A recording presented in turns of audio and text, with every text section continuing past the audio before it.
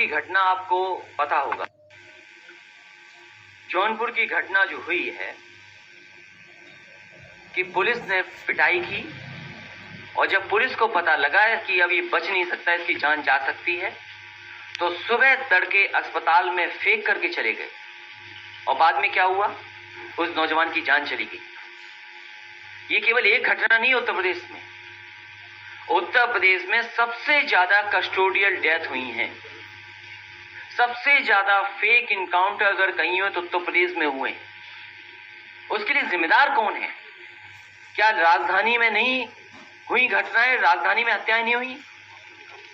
राजधानी लखनऊ में हत्या हुई और दिखावे के लिए एक इनकाउंटर दिखा दिया। क्या सही अपराधी का इनकाउंटर हुआ कि नहीं हुआ? क्या सरकार नहीं जानती कि कौन पीछे था उसके?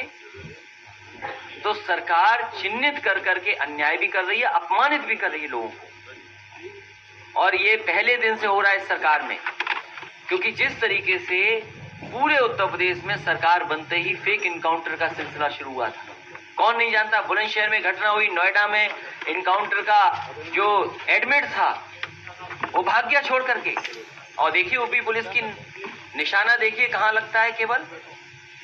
और फिर उस सरकार के मुख्यमंत्री जिनके ऊपर मुकदमे थे, कोई आप में बैठा वो पत्रकार साथी कह सकता है कि नहीं थे मुकदमे?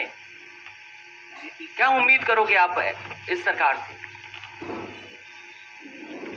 और ये पहली सरकार है जो उद्घाटन का उद्घाटन करती है, शिलान्यास का शिलान्यास करती है और एमओयू का एमओयू करती है। एक कदम और आगे चले गए हैं। सरकार ऐसी है जो उद्घाटन का उद्घाटन करती है, शिलान्यास का शिलान्यास करती है, एमओयू का एमओयू कर रही है। अरे कम से कम अपने एमओयू तो उठाते जो खुद ने एमओयू किए थे। 4 लाख करोड़, 5 लाख करोड़, आखिरकार कहां है वो पैसा?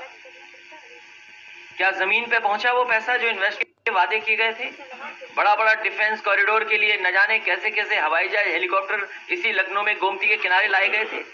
जब जरूरत थी भारतीय जनता पार्टी को अपने आप को शोकेस करने के लिए, तो गोमती का नजारा क्या बनाया था? आपसे किसी से छिपा नहीं है। क्या नजारा बनाया था?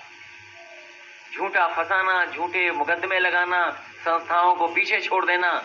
ये तो कांग्रेस पार्टी को भी पीछे छोड़ दिए। ये सरकार किसानों को बर्बाद करना चाहती है, इसीलिए डीजल पेट्रोल महंगा कर रहे हैं, खाद महंगी कर रहे हैं, यूरिया महंगी कर रहे हैं और किसान को कोई कीमत नहीं दे रहे हैं। कोई सलाह नहीं दे सकता हूं, अब सरकार बनाऊंगा।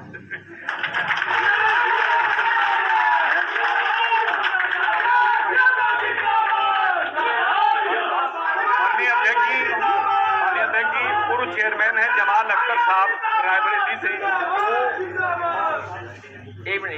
ऐसी ही बड़ी खबरों को देखने के लिए जुड़े रहिए हमारे साथ न्यूज़ टाइम।